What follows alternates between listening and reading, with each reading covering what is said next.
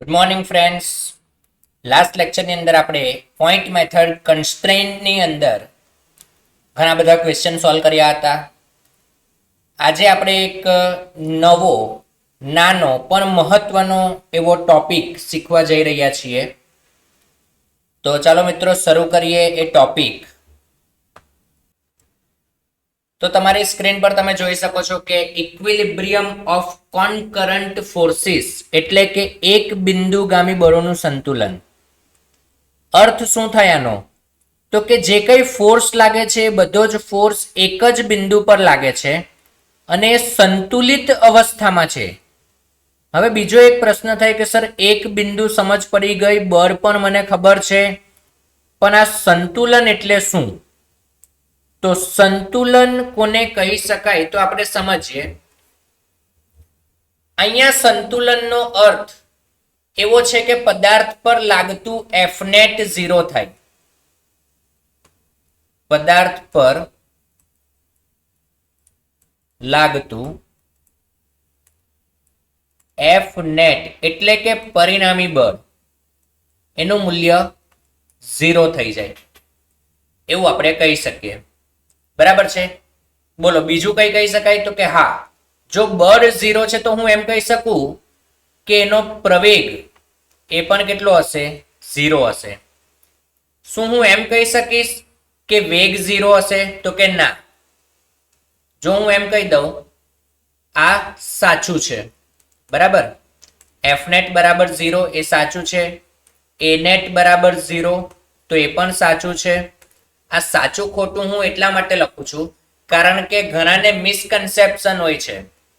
ખોટો કન્સેપ્ટ જાતે સમજી લે કે આવું કંઈક હશે અને પછી એને એવો પ્રશ્ન થાય કે મેં તો આવું સમજેલું હતું, આમાં તો કંઈક અલગ છે, પણ એ તમે સમજેલું હતું, અમે નથી કીધું એવું. સમજાય છે? તો એફ નેટ 0 તો એ સાચું છે, એ બરાબર 0 તો એ પણ સાચું છે કારણ કે બળ 0 છે. પણ જો હું એમ કહી દઉં કે વેગ બરાબર 0 તો મિત્રો આ ખોટું થઈ જશે. પ્રવેગ 0 હોય આનો અર્થ એવો નથી કે વેગ 0 હોય. સાચું શું કહી શકાય? તો કે વેગ બરાબર અચળ. જો આવું હોય તો આપણે એમ કહી શકીએ કે આ સાચું છે. બરાબર છે? તો વેગ અચળ થઈ ગયો. વેગ 0 હોય તો ખોટું કહી શકાય, પ્રવેગ 0 તો સાચું છે, એફ નેટ 0 તો પણ સાચું છે. તો આ બધી કન્ડિશન છે સંતુલનમાં હોવા માટેની. બરાબર છે? હા, બીજી એક ખાસ વાત તમારે ધ્યાનમાં રાખવાની કે કોઈ એક જ દિશામાં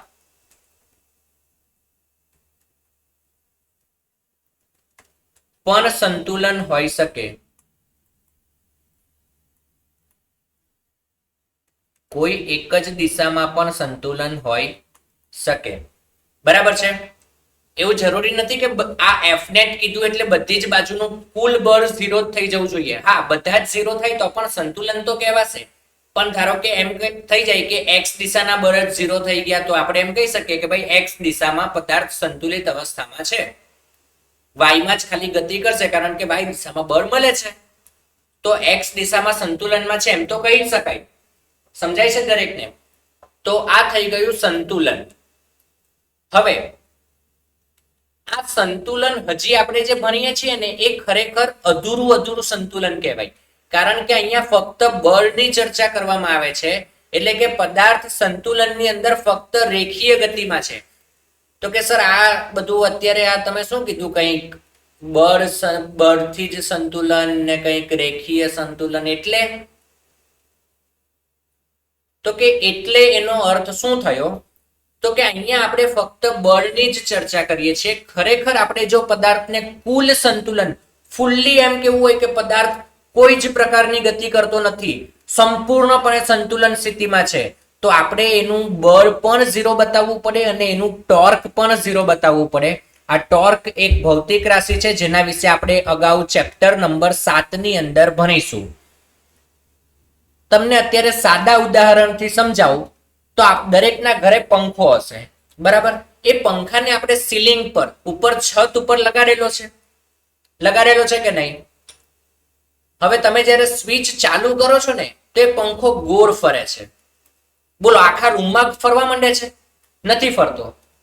છત પર પંખો જે જગ્યાએ લગાડેલો છે ત્યાં જ લાગેલો છે, પણ પંખો ગોળ ગોળ ફરે છે.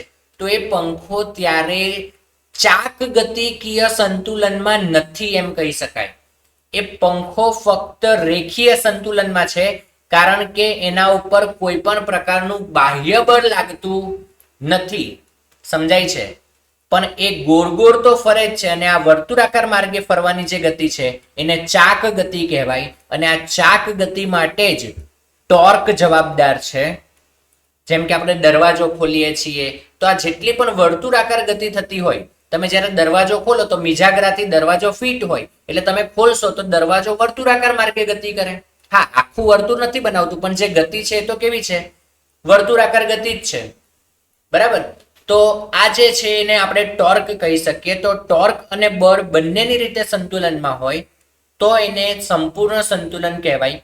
અત્યારે આપણે ફક્ત બળની જ ચર્ચા કરીએ છીએ, તો આ સંતુલન જે હું લખું છું એને સંતુલન કહેવા કરતા જો હું રેખીય સંતુલન કહીશ ને તો એમ કહી શકાય કે ભાઈ ફિઝિક્સની રીતે વધારે સંતોષકારક વાક્ય આપણે કહી શકીએ સંતુલનની જગ્યાએ રેખીય સંતુલન.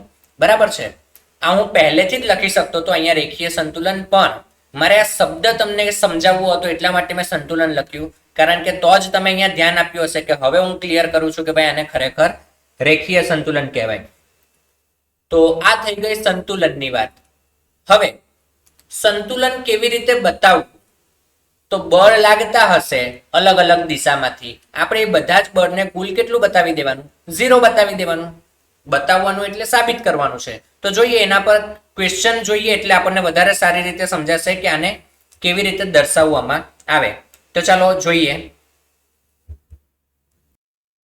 તો મિત્રો અહીંયા તમે જોઈ શકો છો કે એક ક્વેશ્ચન આપણને આપેલો છે. આકૃતિમાં દર્શાવેલ ગોઠવણ માટે દોરી વડે પુલી પર લાગતું બળ શોધો. ખરેખર આમ જોઈએ ને તો આ ક્વેશ્ચનને સંતુલનનો ક્વેશ્ચન તો ના કહી શકાય, પણ જો હું ડાયરેક્ટલી થોડાક હાઈ લેવલના ક્વેશ્ચન પર જઈશ તો તમને એમ લાગશે કે સર પહેલો જ ક્વેશ્ચન આવો એમ.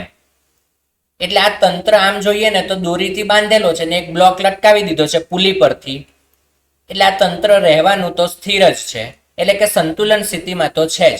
તો આપણે ખાલી બળની ગણતરી કરવી છે કે કેવી રીતે બળ લાગશે, એટલે મેં આ ક્વેશ્ચન લઈ લીધો છે. આમ ખરેખર વિચારવા જઈએ તો આને આમ સંતુલનના ટોપિકની અંદર ના લઈ શકાય. તો આ રીતનું કંઈક ક્વેશ્ચન છે, પણ છતાં આપણે આના પરથી સંતુલન સમજવાનો પ્રયત્ન કરીએ. બરાબર છે? તો હવે વિચારો કે આ 10 કિલોગ્રામનો બ્લોક છે. આપણે અગાઉ ભણી ગયા એ પ્રમાણે આ 10 કિલોગ્રામનો બ્લોક એ નીચે તરફ લગાડશે 100 ન્યૂટન. બરાબર છે? પદાર્થથી દૂર તરફની દિશામાં તણાવ બળ ઉદ્ભવે, અને તણાવ બળ હંમેશા પેરમાં ઉદ્ભવે. જો તમે બરાબર આગળના લેક્ચર જોયા હોય તો પુલી પાસે વિચારીએ તો તણાવ બળ ક્યાં લાગશે? નીચે તરફની દિશામાં. એવી જ રીતે પુલી પાસે આ જગ્યાએ વિચારીએ ઉપરની આડી દોરીમાં તો તણાવ બળ લાગશે આ રીતે, અને આ દિવાલ પાસે વિચારીએ તો દિવાલ પર તણાવ લાગશે આ રીતે, કારણ કે ત્યાં પણ લાગશે તો પેરમાં જ, અને આખી દોરી એકની એક જ છે. એનો અર્થ એવો થઈ ગયો કે આખી દોરીમાં તણાવ સમાન હશે. હવે વિચારો કે આ દોરી, એક જ દોરી આ પુલીને તમે જોઈ શકો છો કે ડાબી તરફ ખેંચવાનો પણ પ્રયત્ન કરે છે અને નીચે તરફ ખેંચવાનો પણ પ્રયત્ન કરે છે. તો બોલો પુલીએ આ બંનેનો વિરોધ કરવો પડે કે નહીં? હા, કરવો જ પડે, સીધી વાત છે. તો એટલે આપણે શું કહી શકીએ તો કે આ પુલી ઉપર એક બળ જમણી તરફ પણ લાગતું હશે, બરાબર છે, અને બીજું બળ ઉપર તરફ પણ લાગતું હશે, અને આ બંને બળ ક્યાંથી પ્રોવાઈડ થાય તો કે આ સળિયા વડે. બરાબર છે? તો આ રીતે કંઈક આપણે વિચારી શકીએ. તો આના પરથી આપણે એમ કહી શકીએ કે જો હું પુલીનો ફ્રી બોડી ડાયાગ્રામ બનાવું, કોનો? પુલીનો. પુલી માટે આપણે જો ફ્રી બોડી ડાયાગ્રામ બનાવીએ તો આપણે એમ કહી શકીએ કે ભાઈ આ પુલી એને મેં એક ડોટ તરીકે વિચારી લીધી. પુલી પર નીચે તરફ લાગે છે ટી જેટલું તણાવ બળ, ડાબી તરફ લાગે છે ફરીથી ટી જેટલું તણાવ બળ, ઉપર તરફ લાગે છે N1 કંઈક નોર્મલ 1, જમણી તરફ લાગે છે N2, આ કોઈક ફોર્સ જ છે, બરાબર છે, એ આપણે દર્શાવી દીધા. આ કોના માટે છે? આ પુલી માટે છે.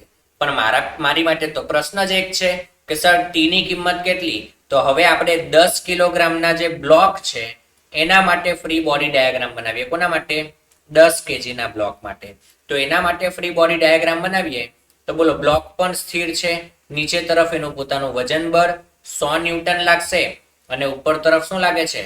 તણાવ બળ લાગે છે, બરાબર છે. તો બ્લોક પર ઉપર તરફ લાગે છે તણાવ બળ. તો આ બધી જ ઘટનાઓ પરથી આપણે એમ કહી શકીએ ફાઇનલી કે અહીંયાથી મને એવું ખબર પડે છે કે ટી બરાબર 100 ન્યૂટન થઈ જશે, બરાબર છે. કોના પરથી ખબર પડી? 10 કિલોગ્રામના ફ્રી બોડી ડાયાગ્રામ પરથી. એવી જ રીતે જો પુલીનો ફ્રી બોડી ડાયાગ્રામ આપણે વિચારવાનો પ્રયત્ન કરીએ તો આપણે એમ કહી શકીએ કે ભાઈ N1 ની કિંમત પણ ટી જેટલી થઈ જશે એટલે કે 100 ન્યૂટન, અને N2 ની કિંમત પણ ટી જેટલી જ થઈ જશે એટલે કે 100 ન્યૂટન, કારણ કે પુલી પણ ગતિ નથી કરતી. પણ તમે જોશો તો N1 અને N2 બંને 90 ડિગ્રી પર લાગે છે. તો મારે પરિણામી બળ, પુલી પર લાગતું પરિણામી બળ શોધવું હોય તો હું કેવી રીતે ગણી શકું? તો પુલી પર દોરી વડે લાગતું બળ શોધવું હોય તો આપણે કરવું પડે પરિણામી સદિશ, એટલે કે 100 નો વર્ગ વત્તા 100 નો વર્ગ. અહીંયા આપણે સમાંતર બાજુ ચતુષ્કોણનું સૂત્ર જ વાપરેલું છે, પણ a² + b² + 2ab cos θ માં થીટાની કિંમત 90 થઈ જશે, 90, કારણ કે બે બળ એકબીજાથી 90 ડિગ્રીના ખૂણે લાગે એટલે પાછળનું આખું પદ 0 થઈ ગયું. તો હવે આ જે છે એને આપણે સાદુરૂપ આપીએ તો જવાબ આવી જશે 100√2 ન્યૂટન, જે એક્ઝેક્ટલી 45 ડિગ્રીના ખૂણે હશે. લગભગ દરેક વ્યક્તિને સમજાય છે. તો આ રીતે કંઈક સંતુલનનો ક્વેશ્ચન આપણને પૂછે તો આપણે સોલ્વ કરી શકીએ. હવે પ્રોપર ક્વેશ્ચન જોઈએ કે ખરેખર સંતુલનની અંદર કેવા ક્વેશ્ચન આવે, બરાબર છે. તો ચાલો જોઈએ. તો ફરીથી તમે જોઈ શકો છો તમારી સ્ક્રીન પર એક ક્વેશ્ચન આવી ગયો છે, જેમાં આપણને માહિતી દર્શાવેલી છે કે આકૃતિમાં દર્શાવેલ તંત્ર સંતુલનમાં હોય તો દરેક સપાટી પર ઉદ્ભવતું લંબ બળ શોધવાનું છે, નોર્મલ ફોર્સ, બરાબર છે. તો આપણે સૌથી પહેલા તો શું કરીશું? ફ્રી બોડી ડાયાગ્રામ બનાવવાનો પ્રયત્ન કરીશું. તો ચાલો ફ્રી બોડી ડાયાગ્રામ બનાવીએ. કોનો બનાવીએ? પહેલા 10 કિલોગ્રામ. તો જોઈએ 10 કિલોગ્રામ માટે ફ્રી બોડી ડાયાગ્રામ. સો 10 kg FBD. જોજો, ખાસ ધ્યાન રાખજો. 10 કિલોગ્રામ પર સૌથી પહેલા તો નીચે તરફ લાગે છે કેટલું? નીચે તરફ કેટલું લાગશે? 100 ન્યૂટન, એનું પોતાનું વજન બળ. જમણી તરફ એના ઉપર લાગે છે 100 ન્યૂટન, બરાબર છે. જમણી તરફ એના પર લાગે છે 100 ન્યૂટન. હવે આ જે 20 કિલોગ્રામનો બ્લોક છે એ 10 કિલોગ્રામના બ્લોક પર ડાબી તરફ લંબ બળ લગાડશે, બરાબર ને? 20 કિલોગ્રામનો બ્લોક એ 10 કિલોગ્રામ પર લગાડે અને 10 નો બ્લોક 20 પર લગાડે. એવી જ રીતે આ જે નીચેની સપાટી છે એ પણ 10 કિલોગ્રામના બ્લોક પર ઉપર તરફ બળ લગાડશે, 20 કિલોગ્રામના બ્લોક પર પણ ઉપર તરફ બળ લગાડશે, અને આ સાથે જે દિવાલ છે અહીંયા એ દિવાલ પણ 20 કિલોના બ્લોકને ડાબી તરફ બળ લગાડતું હોય, બરાબર છે. તો આ રીતે કંઈક વિચારી શકાય. હવે ચાલો આગળ ચર્ચા કરીએ. તો જોઈએ કે 20 કિલોનો બ્લોક એ 10 કિલોના બ્લોક પર લગાડે છે ડાબી તરફ. ધારો કે આપણે એને N1 નામ આપી દઈએ, જે પિંક કલરથી આપણે બનાવેલું છે, અને ગ્રીન કલરથી આપણે જે ફોર્સ 10 કિલોગ્રામના બ્લોક પર બનાવેલું છે એને આપણે નામ આપી દઈએ N2, બરાબર છે. તો આ રીતે કઈક પરિસ્થિતિ આવી ગઈ. તો અહીંયાથી આપણે કહી શકીએ કે N2 ની કિંમત હશે કેટલી? 100 ન્યૂટન. એવી જ રીતે N1 ની કિંમત પણ કેટલી હશે? 100 ન્યૂટન. બરાબર છે. તો આ રીતે કંઈક આપણે લખી શકીએ. હવે વાત કરીએ 20 કિલોગ્રામના ફ્રી બોડી ડાયાગ્રામની. તો ચાલો મિત્રો 20 કેજી માટે ફ્રી બોડી ડાયાગ્રામ બનાવવાનો છે. FBD ખાસ ધ્યાન રાખજો, આ થોડું કોમ્પ્લિકેટેડ થશે. 20 કિલોગ્રામ માટે સૌથી પહેલા તો એનું પોતાનું વજન જ લઈ લઈએ. નીચે તરફ કેટલું? 200 ન્યૂટન. ક્લિયર છે દરેકને? હવે બોલો, એના ઉપર જમણી તરફ લાગે છે N1, જે 10 કિલોગ્રામના બ્લોક પર ડાબી તરફ લાગતો તો એ અહીંયા જમણી તરફ લાગે છે. તો N1 લાગે છે જમણી તરફ, તો દર્શાવી દઈએ જમણી તરફ. N1 આના પર ઉપર તરફ લાગશે. N1 N2 આપણે દર્શાવી દીધા છે, એટલે આને આપણે દર્શાવીશું N3 વડે. હજી કઈ લાગે છે? તો કે હા, દિવાલ વડે લાગે છે 20 કેજીના બ્લોક પર ડાબી તરફ ફોર્સ. તો દિવાલ વડે જે લાગે છે એને આપણે હવે N4 નામ આપીશું. તો આ N4 નામ આપી દીધું. આ સિવાય તમે જોઈ શકો છો કે એક 50 ન્યૂટનનું બળ શિરોલંબ સાથે 30 ડિગ્રીના ખૂણે આ રીતે લાગે છે. તો એને પણ આપણે દર્શાવવાનું છે. શિરોલંબ સાથે 30 ડિગ્રીના ખૂણે કંઈક લાગતું હોય 50 ન્યૂટન, અહીંયા ખૂણો બનાવશે 30 ડિગ્રી. તો એના આપણે ઘટકો પાડીને લખવા પડશે. તો 50 નો આ બાજુ એક ઘટક પડશે અને સમક્ષ ક્ષિતિજ આ રીતે બીજો ઘટક પડે. તો આને આપણે કહી શકીએ 50 cos 30 અને અહીંયા આવી જશે 50 sin 30. બોલો ક્લિયર છે દરેકને? તો આ રીતે કંઈક લખી શકાય. તો હવે આના પરથી આપણે દર્શાવીએ. ખાસ ધ્યાન રાખજો, N1 આપણને ઓલરેડી 100 ન્યૂટન મળી ગયું છે. ક્યાંથી? અહીંયા ઉપરથી. બરાબર છે. તો હવે આને આપણે જો સરખાવીએ તો આપણે એમ કહી શકીએ કે શિરોલંબ દિશામાં N3 બરાબર 50 cos 30 વત્તા 200. તો આના પરથી આપણને N3 ની કિંમત મળી જાય. N3 બરાબર 200 અને 50 cos 30 એટલે √3/2. તો 2 અને 2 કેન્સલ થઈ જાય એટલે 25 √3 લખી શકીએ આપણે. તો N3 નો જવાબ આવી ગયો. હવે આપણે જોઈએ N4 માટેની વાત. તો સમક્ષિતિજ દિશામાં સરખાવીએ તો N4 પ્લસ 50 sin 30. sin 30 એટલે 1/2 એટલે કે N4 પ્લસ 25 બરાબર જમણી તરફ લાગે છે 100 ન્યૂટન. તો અહીંયાથી મિત્રો આપણને N4 પણ મળી જશે. 100 માંથી 25 જાય એટલે 75 ન્યૂટન. તો તમે જોઈ શકો છો કે દરેકે દરેક સપાટી પર લાગતા લંબ બળ આપણે શોધી લીધા સંતુલન સ્થિતિમાં. તો મિત્રો તમે ઘટકો પાડીને આ રીતે પણ ક્વેશ્ચન સોલ્વ કરી શકો. અને બીજી એક મેથડ છે જેને આપણે કહીએ લામીસ થિયરમ. તો જોઈએ કે એને કેવી રીતે ગણવાનું હોય. તો મિત્રો અહીંયા તમે જોઈ શકો છો લામીસ થિયરમ. લામી એક સાયન્ટિસ્ટનું નામ છે, વૈજ્ઞાનિક છે, જેને આ પ્રમેય આપેલો હતો. પરંતુ આ પ્રમેય માટેની ખાસ બાબત એ છે કે આ પ્રમેય તો જ લાગુ પાડી શકાય જો તંત્ર સંતુલનમાં હોય.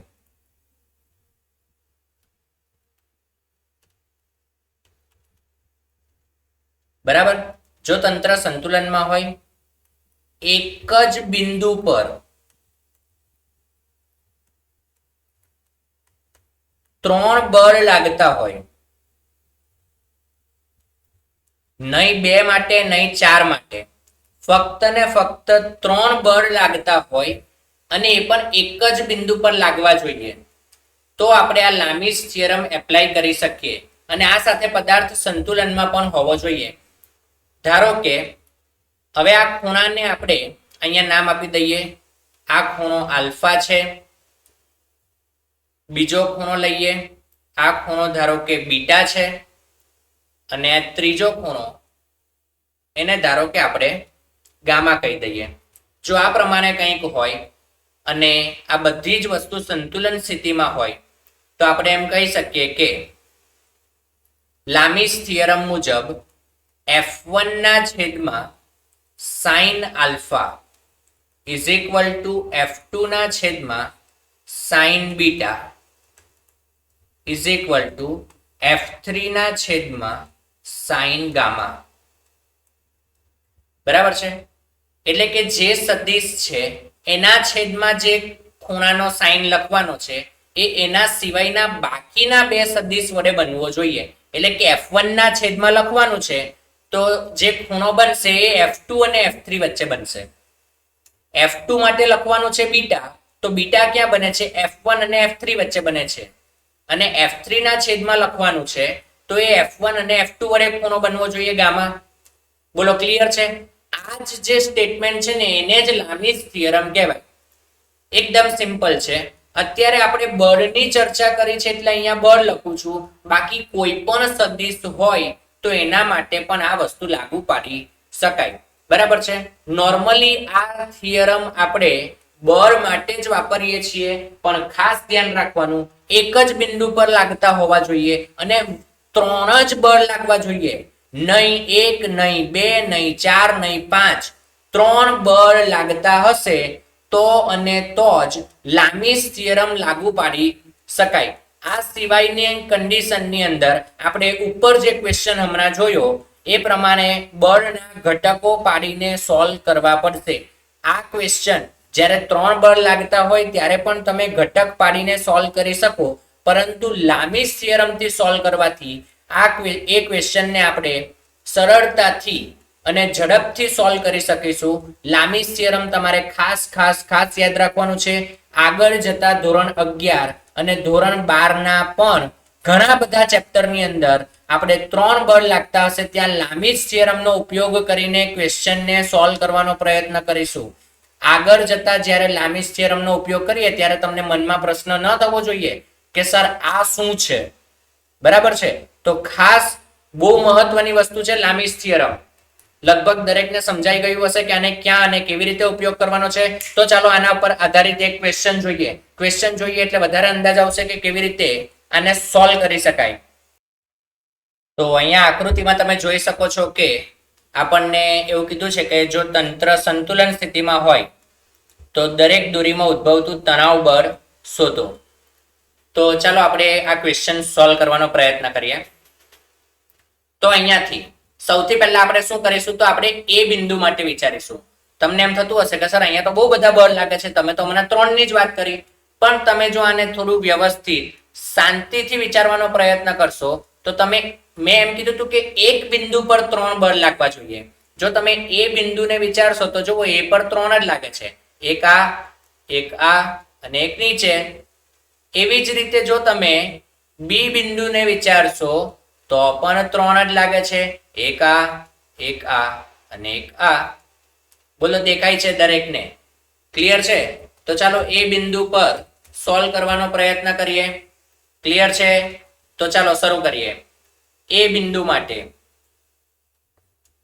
સૌથી પહેલા એનો FBD બનાવી દઈએ.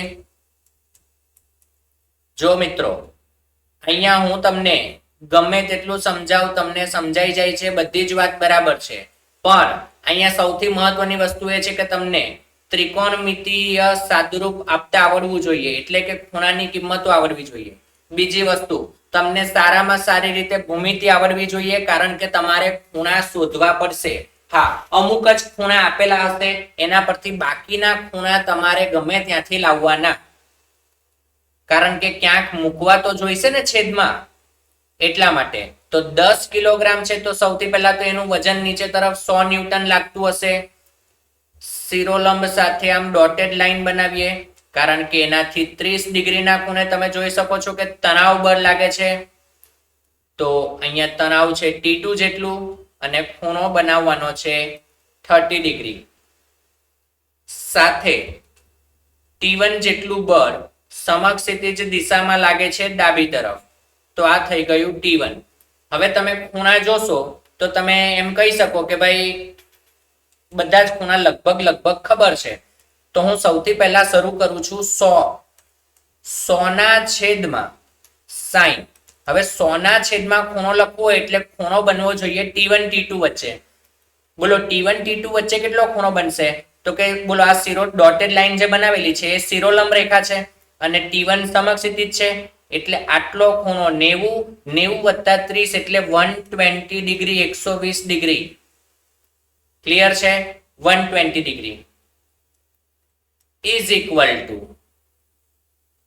અથવા તો તમે 120 ના લખીને તમે આમ લખો કે ભાઈ 90 + 30 તો પણ ચાલે કારણ કે પછી તો તમારે પાછું આ જ કરવાનું છે હવે ધારો કે હું T1 ની વાત કરું તો T1 ના છેદમાં તો T1 ના છેદમાં લખવું હોય તો મારે આ ખૂણો લખવો પડે T2 અને 100 ની વચ્ચે બનતો બોલો આખી વાત કરીએ આ ડોટેડ લાઈન થી 100 સુધી તો આખી એક જ લાઈન છે એટલે 180 થઈ જાય 180 માંથી આ 30 બાદ કરી દઉં તો આપણે એમ કહી શકીએ કે sin 180 - 30 બોલો દરેકને સમજાય છે એવી જ રીતે હવે જો હું T2 ની વાત કરું તો T2 ના છેદમાં લખી શકાશે sin બોલો T2 માટે લખવું હોય તો T1 અને 100 વચ્ચેનો ખૂણો લખવાનો તો લખી શકાય sin 90 બોલો ક્લિયર છે દરેકને હવે આપણે આને જો સાદુરૂપ આપીએ તો કોઈ પણ બે ને સરખાવવાના હોઈ શકે તો કોઈ પણ બે ને સરખાવવાના હોય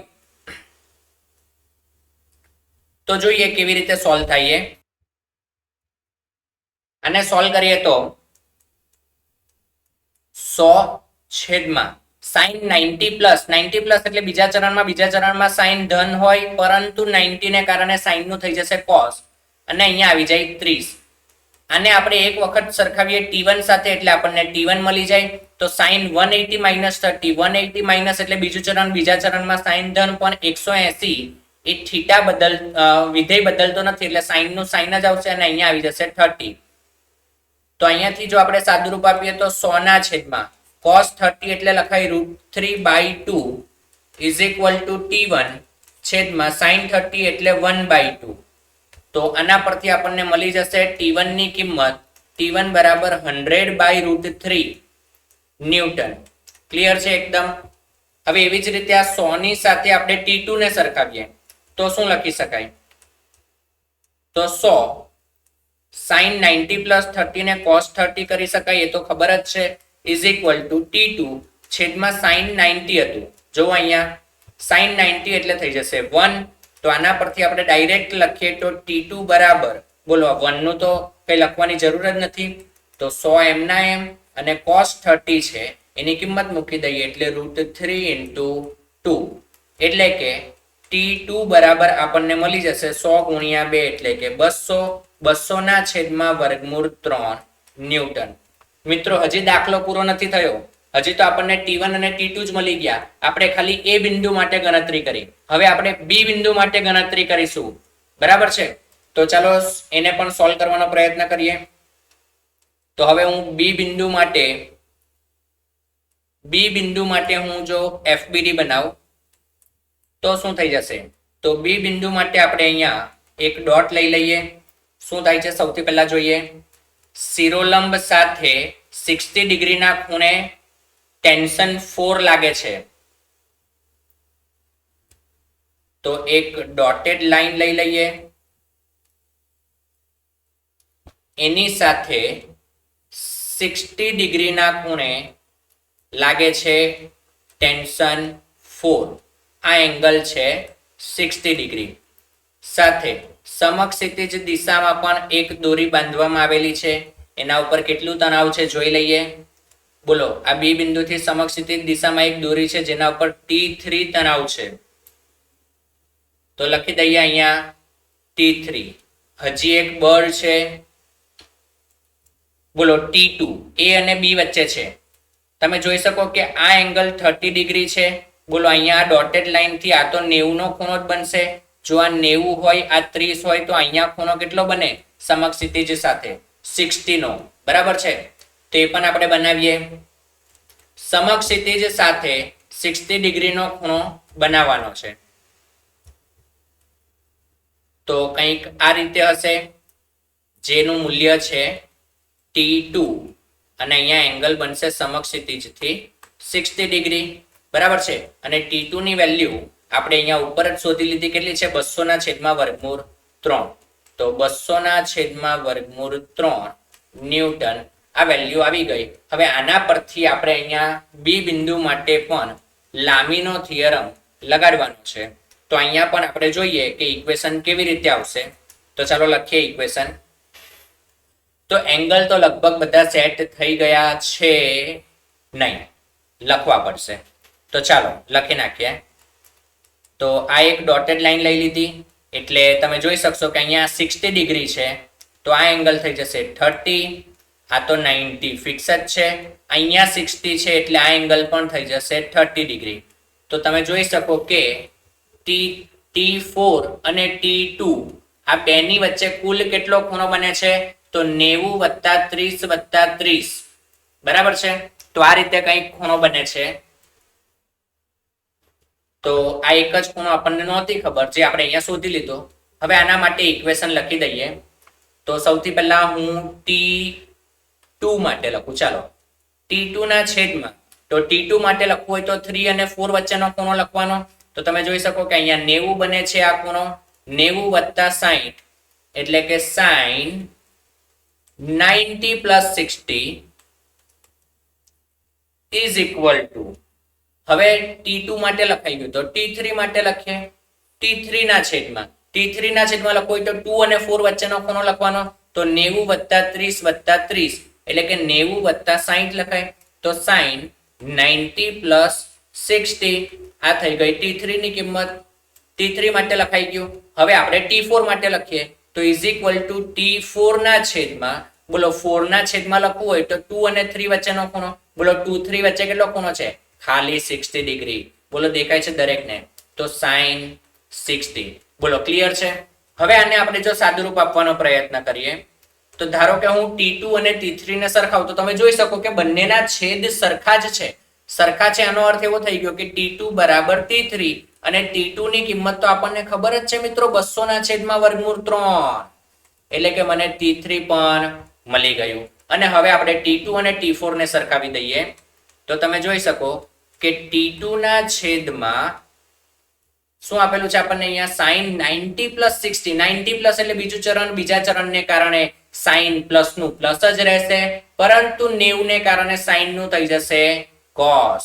cos 60 થઈ જશે ઇઝ ઇક્વલ ટુ T4 ના છેદમાં sin 60. T4 ના છેદમાં sin 60. બરાબર છે. તો T2 ની કિંમત થઈ ગઈ 200 ના છેદમાં વર્ગમૂળ 3. cos 60 એટલે 1/2 ઇઝ ઇક્વલ ટુ T4 છેદમાં sin 60 એટલે થઈ જશે √3/2. તો તમે જોઈ શકો કે √3/2 બંને બાજુથી કેન્સલ થઈ જશે એટલે કે T4 નું કિંમત આવી જશે 200 ન્યૂટન. તો તમે અહીંયાથી જોઈ શકો કે દોરી 4 બાંધેલી હતી. T1 T2 T3 T4 દરેકની કિંમત આપણે અહીંયા મેળવી લીધી છે. તો આવી રીતે કંઈક લામીસ થિયરમ આપણે લગાડી શકીએ. ખૂબ જ સરસ ક્વેશ્ચન હતો. લગભગ દરેક વિદ્યાર્થી મિત્રોને સમજાયો હશે. ક્લિયર છે? ઓકે મિત્રો, બીજો એક ક્વેશ્ચન આપણે લીધો છે અહીંયા કે દોરી AB ની અંદર તણાવ શોધો. એકદમ સિમ્પલ ક્વેશ્ચન છે. તમે જોઈ શકો છો નાનકડી એવી આકૃતિ છે. તો અહીંયા આપણે વિચારીએ તો B બિંદુ પાસે આપણે FBD બનાવવું પડે. તો આપણે અહીંયા દોરી દઈએ B બિંદુ માટે. તો એક પોઈન્ટ છે જેના ઉપર જમણી તરફ લાગે છે F જેટલું બળ, નીચે તરફ લાગે છે એનું B બ્લોકનું વજન બળ કેપિટલ mg, સાથે દોરીની અંદર થીટા ખૂણે કંઈક તણાવ T લાગતું હશે, જે કંઈક આ રીતે શિરોલંબ સાથે અહીંયા થીટા ખૂણો બનાવે છે. તો તમે 10મા ધોરણની અંદર ક્યાંક ભણીને જ આવ્યા હશો. આ રીતે Z બનતો હોય તો અહીંયા પણ થીટા ખૂણો આવી જાય. હવે આના પરથી આપણે જો ડાયરેક્ટલી વાત કરીએ તો આપણે એમ કહી શકીએ કે ભાઈ mg ના છેદમાં લખવું હોય તો તણાવ અને F વચ્ચેનો ખૂણો એટલે કે 90 + થીટા છે. તો sin 90 + થીટા લખી શકાય ઇઝ ઇક્વલ ટુ F ના છેદમાં લખવું હોય તો તમે જોઈ શકો છો કે આખી શિરોલંબ રેખા એટલે કે 180 એમાંથી થીટા જેટલું ઓછું છે, તો આપણે લખી શકીએ sin 180 માઇનસ થીટા અને ઇઝ ઇક્વલ ટુ આપણે લખી શકીએ, બોલો ટી માટે લખવું હોય તણાવ, તો એના છેદમાં mg અને f વચ્ચેનો ખૂણો એટલે કે 90, તો sin 90 લખી શકાય. બરાબર છે. હવે આને જો આપણે સાદુરૂપ આપીએ, ધારો કે મારે f ના સ્વરૂપે જવાબ લાવવો છે, તો શું આવે? તો t છેદમાં sin 90 એટલે 1, તો f સાથે સરખાવીએ તો f ના છેદમાં sin 180 માઇનસ થીટા એટલે sin થીટા જ આવી જશે. તો એક રીતે આપણે તણાવ શોધવું હોય તો t બરાબર f ના છેદમાં sin થીટા આ જવાબ લખી શકીએ. અથવા તો મારે જો mg સાથે હું આને સરખાવું તો mg ના છેદમાં sin 90 પ્લસ થીટા એટલે કે cos થીટા થઈ જશે ઇઝ ઇક્વલ ટુ ટી ના છેદમાં sin 90 એટલે 1, તો અહીંયાથી આપણે t બરાબર mg ના છેદમાં cos થીટા આ પણ જવાબ આવી શકે. તો આપણે અહીંયા બંને રીતે જવાબ લાવી દીધો છે. બંનેની કિંમત f ના છેદમાં sin થીટા અને mg ના છેદમાં cos થીટા આ બંનેની કિંમત સરખી જ થશે. આંકડાકીય માહિતી જ્યારે આપેલી હોય ત્યારે આ બંને કિંમત સરખી જ થશે, પરંતુ અત્યારે આપણે આને એનાલિટિકલ પ્રકારનો ક્વેશ્ચન કહી શકાય કે જેમાં સાબિતી પ્રકારના દાખલા આવતા હોય. તો આ આપણો આન્સર આવી ગયો. અહીંયા આપણી પાસે બે આન્સર છે, પણ જ્યારે તમને એમસીક્યુ સ્વરૂપનો ક્વેશ્ચન હશે ત્યારે તમને આ બે માંથી કોઈ એક જ વસ્તુ ઓપ્શનમાં આપેલી હોય તો જે આપેલી હોય એ તમારે જવાબ સ્વરૂપે ટીક કરવાની. બરાબર છે. તો આ રીતે કંઈક લામીસ થિયરમ એપ્લાય કરી શકાય અને સંતુલનમાં રહેલા પદાર્થને સમજી શકાય. લગભગ દરેકને આજનો આખો લેક્ચર ક્લિયર હશે. તો હવે આપણે મળીએ નેક્સ્ટ સેશનમાં. આજ માટે બસ આટલું જ. Thank you.